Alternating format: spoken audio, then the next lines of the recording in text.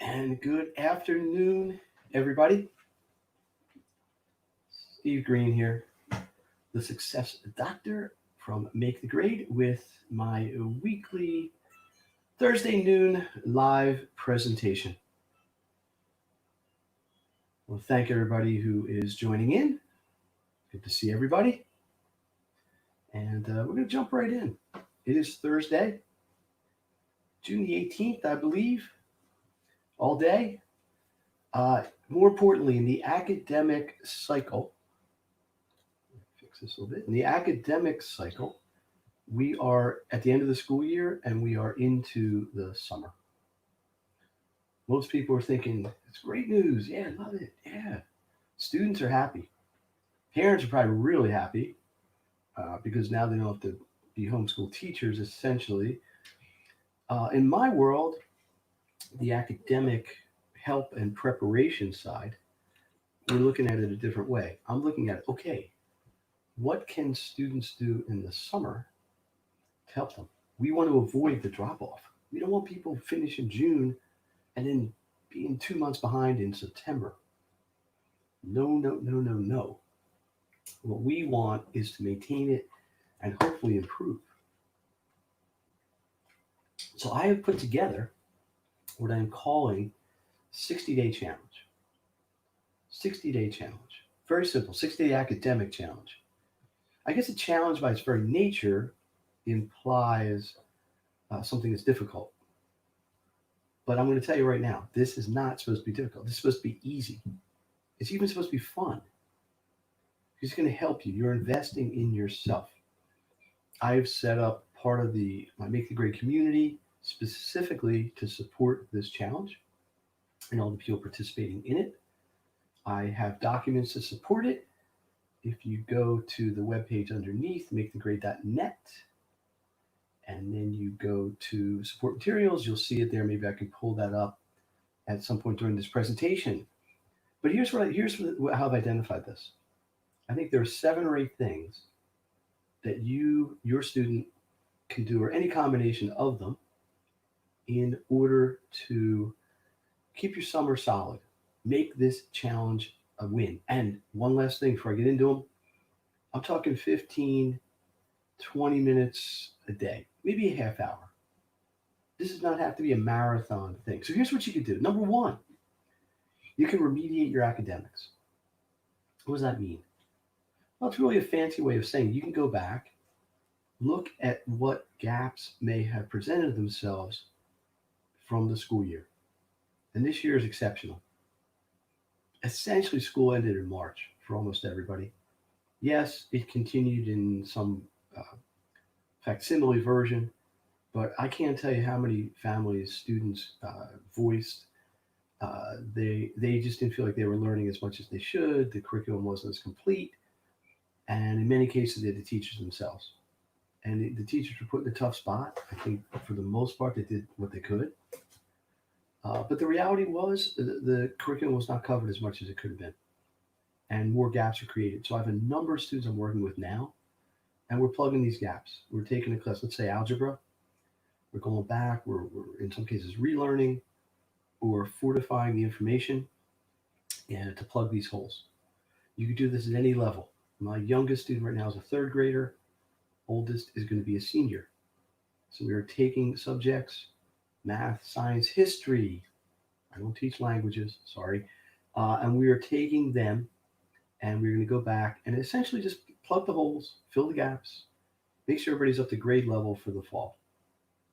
Okay? By the way, if you have any questions or comments, please drop them in the comments. I'm going to ask some questions along the way. If you want me to see it right away, it would help. There's a link in the description here to click on StreamYard.com/Facebook. That's because I'm using a platform called StreamYard to do this broadcast. That's the one way I see the comments right away. So if there's questions, just let them go. Let them fly. Number 2. So number 1, remediating your academics. Number 2, you can accelerate your academics. What I look at here, often this is a little more of a higher grade level thing, but I do have people in middle school doing this. So they're in a certain level, certain track. They want to move up. For example, academic level to honors, possibly honors to AP. or even into a dual enrollment, taking a high school college class simultaneously.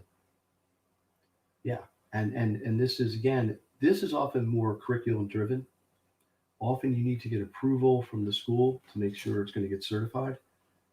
So, example, I have a student I'm working with now. They are not in the honors math level. They would like to be. In order to make this jump, they need to complete roughly 6 weeks worth of education, and then they have to take an exam to prove or to justify what they've learned. They have to get a minimum score in a test. This has to be done by August 13th, I believe, and we actually started on Tuesday. So we're spacing it out over about a month and a half, 2 months. And now, if she passes, she has an assurance from the school that she can now take honors track. I would be sure if you're thinking about doing this, get it in writing. You want to make sure if you're going to go through the trouble of doing it, you're going to get the outcome you want. Third thing you can do, work on what I call maximum education skills, executive functioning skills, time management, information management, daily success action plans, all the things I talk about in my favorite book. Oh, look, I happen to have a copy here. Maximum Education, my book. If you want a copy, let me know. I just got a whole shipment of them in. They're a little hard to get for a while. I don't know why. But anyway, these are things that can be very easily learned over the summer without school kind of getting in the way, so to speak. Number four, test prep. Are you soon to be a senior or junior in high school looking to take the SAT or ACT over the summer or in the fall? There's a lot of people that are going to fill into that category because there's such a backlog of people who are unable to take the test in the spring. And that's kind of unfortunate, but it is what it is. And this is what some people are dealing with. So we are prepping specifically for the July ACT, the August SAT. Both tests are in September, they're both in October. SAT only in November, and then they're both in December. If you add that up, it's about 12, 11 opportunities to test. I don't think anybody's doing all 11. Doesn't matter. Point is, you got to figure out when you're going to test, set up the prep, give yourself adequate time, and let's make it work. So, remediate your academics, accelerate your academics, maximum education, executive functioning skills, test prep.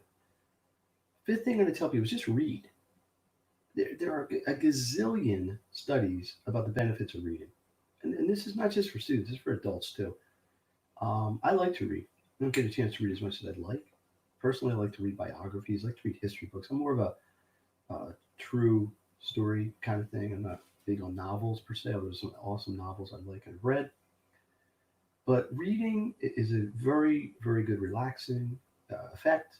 Also stimulates your brain, stimulates your imagination. It's good for you. It's boring. Yeah, it's boring sometimes if you have to read something you don't like, or you're compelled to read because you don't want to.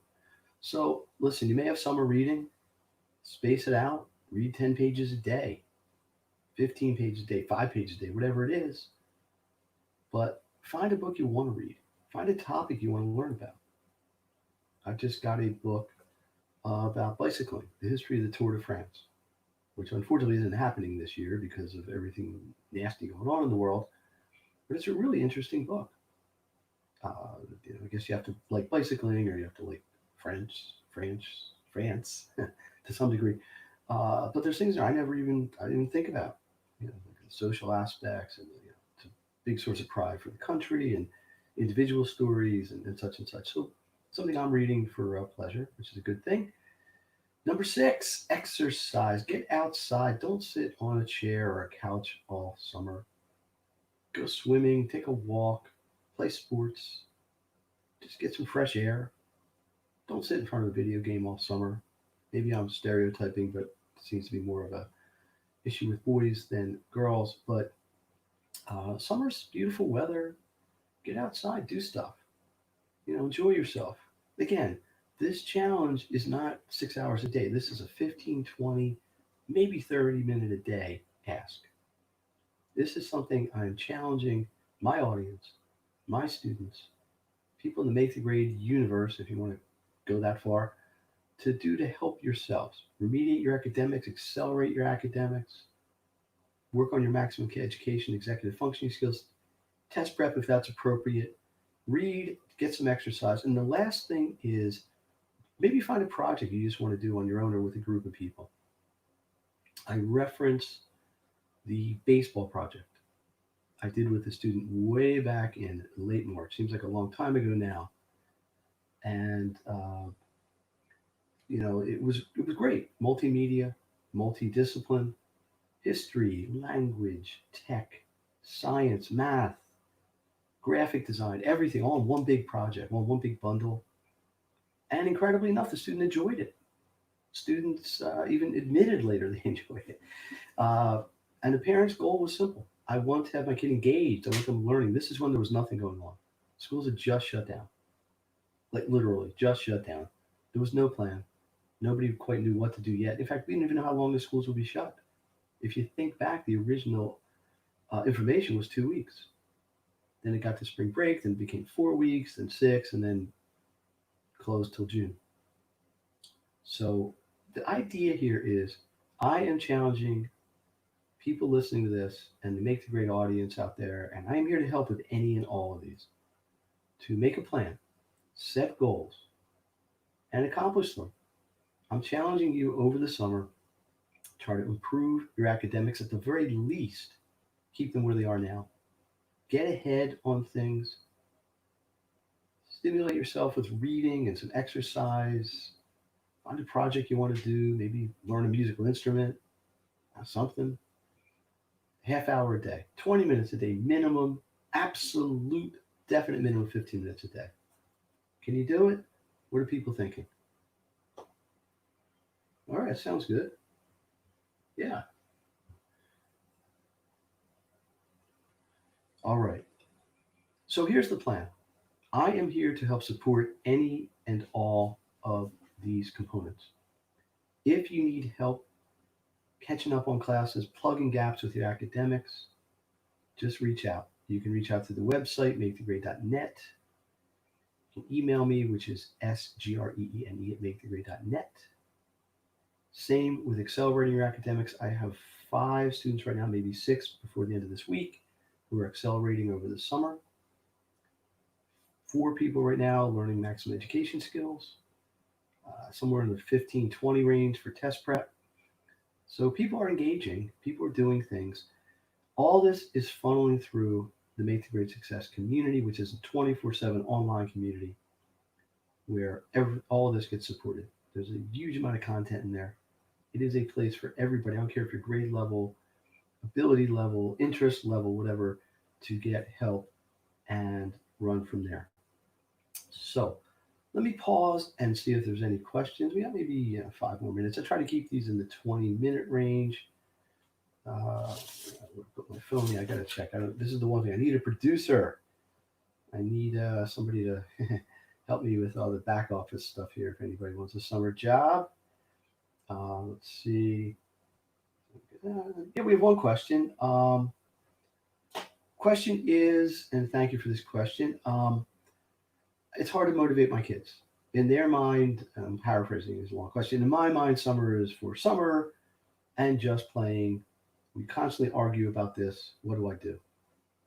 Well, okay. Well, you're kind of putting the crux of the situation is right there. What do we do in a situation like that? Uh, I think the tough love angle answer would be you are the parent. You need to be the parent. You have to dictate the structure. I think the intermediate answer would be involve the kids. Say, look, we're going to be doing 15 to 30 minutes of something a day. I'd like you to have input. It'd be grade appropriate, age appropriate, of course. I'd like you to have input in this. If you choose not to have input, then I'm going to do it for you. But let's talk about this together. Communicate. I think the most liberal, so to speak, answer would be to give the kids control of it. Say, look, what do you want to do for 30 minutes? I don't know how well that's going to go, especially with the younger child. But if you have a motivated kid, I think that might work. But that's not really what your question was. So, short answer, create structure. I've spent a lot of time talking about structure the last 3 months. Done, in fact, 4 podcast episodes about it, just to plug the podcast. But really, it's just true. I've identified 5 kinds of structure. So as long as I brought it up, I'll get into them. One is a physical structure. Two is a time-based structure. Three is an academic structure. Four is an accountability structure. And 5 are your support structures. In order, especially with home learning, and that's where it all evolved from, was I was getting so many questions about effective home learning. How do we do it? What's the secret? It's killing me. I'm getting frustrated. Parents were upset. Kids were upset. Everybody's upset. It was a tough run. And it was all about structure. The fix was structure. But it wasn't simply saying, well, we're going to have a structure now. You had to have a system to create it and maintain it and evaluate what you're doing, make sure it was working. Test and measure, test, measure, evaluate, and then do it some more. So physical structure, time structure, academic structure, accountability structure, and the support structure. So, yeah. So that's really the answer to my question. I think you guys just step up, be in charge, be the boss, try to give your kids input. That's the way I would suggest doing it. When I work with a student, I do the same thing. Listen, we need to put together a project. What interests you? What would you like to work on? Don't give me an answer. I can decide for you. Rather not do it that way. Doesn't happen often that way because usually they are more motivated. But that's the idea. Let's see if there's another question. One more. Okay. Uh, I don't know. Okay, here's the exact question. I don't know when my kids should take the SAT or ACT. I don't know which test they should take. What do I do? Well, let's talk big picture. Why do you or anybody else care about the SAT or ACT? And that's a semi-rhetorical question, but the answer is, in my mind, because you want to get into college. Not only do you want to get into college, you want to get into the college you want to go to. Your first choice, dream school, whatever you want to call it. These tests are one of the parameters that college admissions people look at when they're making these decisions if they're going to be admitting you or your child or not. So, you know what number one is? Almost 100% of the time, grades. Unless there's some exceptional circumstance like you're a state champion in tennis or something. But so colleges are looking number one, grades. Number two, probably SAT or ACT. So here's the idea. You want to set your goal based on that. I have a saying here, the target school is determined by the target school.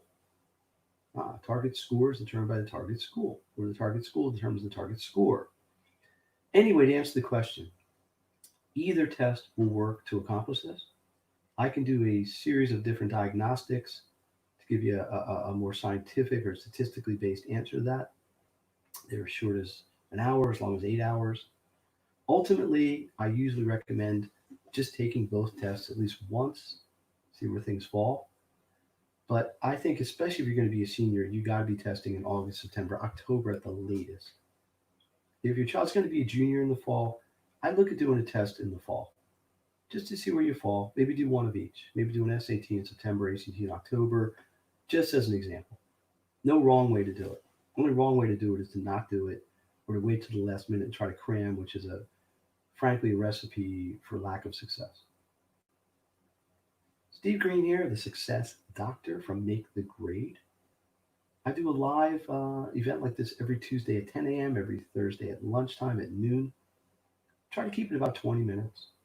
Talk about current topics in education, but really how to give you actions, you as parents, actions to help your children to maximize their education. That is my goal. That's my modus operandi, my prime directive, call what you may. So I appreciate it. Getting a huge amount of people here. I'd like to get more, but I'm thankful for those of you who are listening and share the ideas. But again, this is all about taking action. Today, just to sum up, it's the summer. I am challenging my audience. 60-day academic challenge. If you're looking at the screen, several things you can do. I'll do them one last time and then we are done. You can remediate your academics. You can accelerate your academics. You can work on your maximum education, executive functioning skills. You could do test prep for SATs or ACTs. You could read, you could exercise, you could do individual or group projects, or anything else that's going to keep your mind sharp and get you ready for August and September when schools get back in. I am here to help with any of these and all of these. Go to makethegrade.net to find out more. I've got several resources you can download, videos you can watch, and pretty much everything you need to make this happen. I'm just going to check one more time, see if we have questions, and we do not.